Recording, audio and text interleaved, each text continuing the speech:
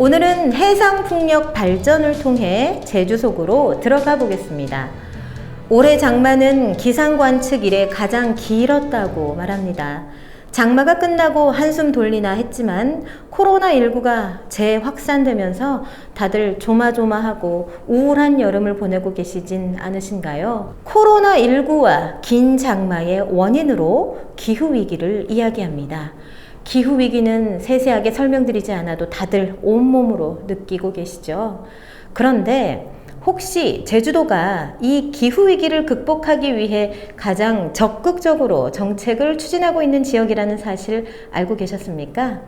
일명 탄소 없는 섬 카본 프리 2030 정책입니다. 일괄이 해녀분들의 해상풍력 반대 인터뷰 영상 기억하시죠? 오늘은 해녀분들의 이야기에 이어 해상풍력과 전기자동차 보급으로 대표되는 탄소 없는 섬 2030 정책을 살펴보겠습니다.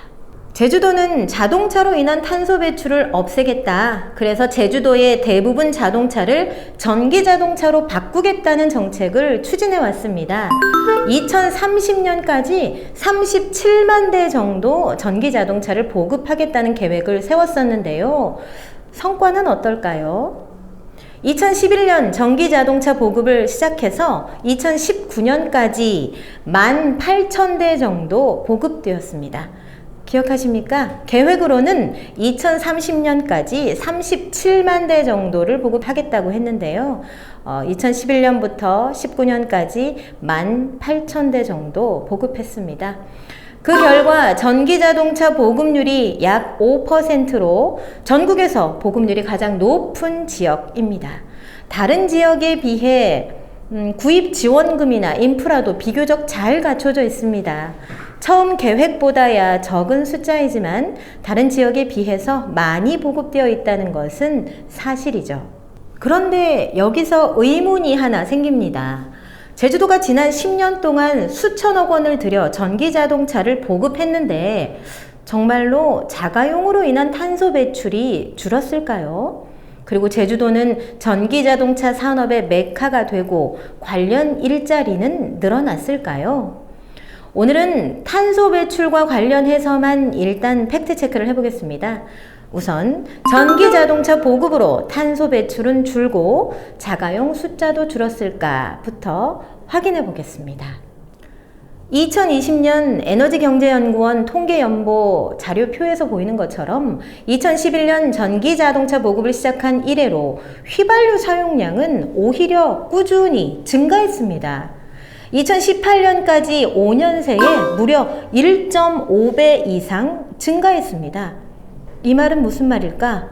예를 들면 2013년에 100만 명이 탄소 배출을 했다면 2018년에는 150만 명이 탄소 배출을 하고 있다는 겁니다. 제주도에서 휘발유가 사용되는 곳은 아주 소량을 제외하고는 대부분 자가용에 사용되고 있다는 사실을 반영하면 무리한 계산은 아닐 겁니다. 그럼 수조 원의 예산을 들여서 전기 자동차를 보급했는데 왜 오히려 탄소 배출은 늘어난 걸까요? 원인은 간단합니다. 표에서 보시는 것처럼 자동차 숫자는 줄지 않고 꾸준히 늘어났기 때문입니다. 자동차 등록 대수가 5년 새에 6만 2천여 대 더 늘어났습니다. 같은 기간 전기 자동차는 얼마나 늘어났을까요?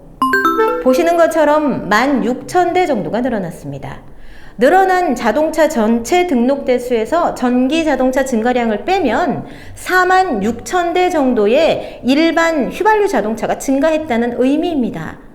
전기 자동차 증가세에 비해 일반 자동차 증가세가 3배 이상 빠른 셈입니다. 자동차 증가 자체를 줄이지 않은 채 전기 자동차만 보급한다고 탄소 배출 문제가 해결될 수 없음을 보여주고 있습니다. 제주도의 자동차 이용에 따른 휘발유 사용량을 이산화탄소 배출량으로 한번 환산해 보겠습니다. 표를 보실까요? 휘발유 1리터를 사용할 때 이산화탄소를 2.12kg 정도 배출한다고 보면 5년 사이에 증가한 탄소 배출량이 무려 13만 3,736톤입니다. 13만 3,736톤. 이 양은 경유차 운행으로 인한 탄소 배출량을 빼고 휘발유 차량으로 인한 탄소 배출량만을 계산한 겁니다. 산림청의 자료에 따르면 25년생 벚나무 한 그루가 1년에 9.5kg의 이산화탄소를 흡수한다고 합니다. 그럼 이 계산을 적용해보면 제주에서 지난 5년 사이에 증가한 이산화탄소를 흡수하기 위해 무려 25년생 벚나무 1,400만 그루가 더 필요하다는 얘기가 나옵니다. 우도 면적 전체에 빽빽하게 벚나무를 심어도 불가능한 양입니다. 또 다르게 말해보면 우도 10개 정도 면적의 숲을 훼손한 것과 같은 양이라면 실감하시겠습니까? 전기차 보급 10년 동안 오히려 늘어난 탄소 배출량, 탄소 없는 섬이 아니라 탄소 배출이 늘어만 가고 있는 이 현상, 어떻게 설명해야 합니까? 첫 번째 질문이었던 전기자동차 보급이 제주의 탄소 배출량을 줄였을까라는 의문에 대한 팩트체크 결과 오히려 같은 기간 동안 자가용으로 인한 탄소 배출량이 1.5배 이상 증가했다는 사실을 확인할 수 있었습니다. 전기자동차 보급을 위해 제주도는 이미 수천억 원의 예산을 투입했습니다. 제주도의 계획대로라면 앞으로 수조 원의 예산이 더 투입될 예정입니다.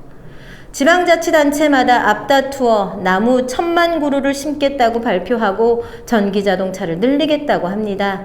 그러면 탄소 배출을 줄여나갈 수 있을까요? 대기업 배는 불릴 수 있을 겁니다. 담당 공무원들이 실적으로 만족할 수도 있겠죠. 하지만 팩트체크 결과 사업의 목적인 탄소 배출을 줄이겠다는 건 불가능하다라는 게 사실로 확인됐습니다. 자가용 이용을 줄일 수 있는 정책을 펴지 않는다면 전기차 보급 정책은 말짱 꽝이라는 얘기입니다. 그렇다면 해상풍력은 어떨까요? 역시 전기차처럼 기술로 기존의 탄소 배출이 심한 화석 연료 발전 대신 탄소 배출이 미미한 풍력 발전으로 대체하겠다는 계획입니다. 에너지 사용을 줄이지 않고 풍력 발전기를 늘리는 것이 과연 탄소 배출 줄이는 일 성공할 수 있을까요? 따로 설명하지 않아도 짐작이 되실 겁니다. 전기 자동차의 사례에서처럼 그런 일은 불가능에 가깝습니다. 우리 몸에 밴 문명의 편리함에 대해 근본적인 질문을 던지지 않는 한 현재의 삶을 유지한 채 전기 자동차로 그리고 풍력 발전기로 오로지 대기업의 기술력만으로 문제를 해결할 수 없을 것입니다. 자가용 이용을 줄이기 위한 정책이 없으면, 전기 사용량을 줄일 정책이 없으면 카본 프리 아일랜드, 탄소 없는 섬은 실현될 수 없습니다. 특히 해상 풍력의 경우에는 주민 수용력까지 문제가 되고 있습니다. 지난 방송에서 보신 것처럼 일과리는 해상 풍력에 직접적 피해를 보는 지역이지만 동일리 앞바다에 설치되기 때문에 동일리 주민의 동의만을 받은 채 사업을 추진하고 있습니다. 해상 풍력 발전의 생태계 훼손 논란부터 편협하고 가려진 주민 수용성의 문제, 그리고 대기업의 배만 불리는 정책들, 이제는 실효성 있는 정책으로 전환해야 할 때입니다. 끝으로 대규모 해상 풍력을 통한 전력 생산 방식이 과연 에너지 전환에 합당한 방식인지에 대해서도 근본적인 토론이 필요합니다. 경관 훼손 논란과 친환경 에너지 발전 등 풍력 발전을 두고 평가가 엇갈리는 가운데 전국 최대 규모의 해상 풍력 발전 단지가 제주시 한림읍 수원리 해상에 들어섭니다. 제주도는 오늘 한림 해상풍력 발전 개발 사업을 최종 승인했다고 고시했는데 사업자인 주식회사 제주 한림 해상풍력은 2023년 6월까지 5,700억 원을 들여 한림읍 수원리 해역 546만 제곱미터 부지에 5.56메가와트급 풍력 발전기 18기를 설치하게 됩니다.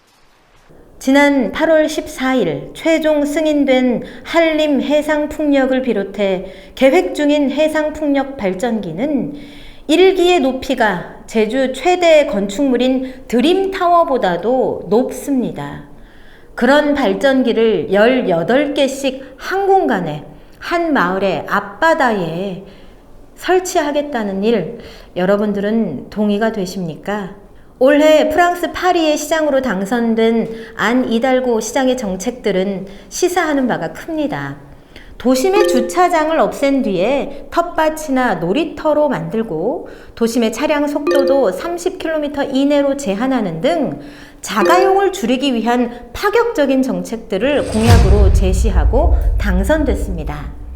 그동안의 안일한 정책과 방식으로는 기후위기를 막을 수 없다. 기왕 예산을 사용하려면 실효성 있는 정책들에 사용하라. 라는 유권자들의 과감한 선택의 결과이겠죠. 기후위기 시대를 해결할 제대로 된 대책을 마련하라. 라고까지는 안 하겠습니다.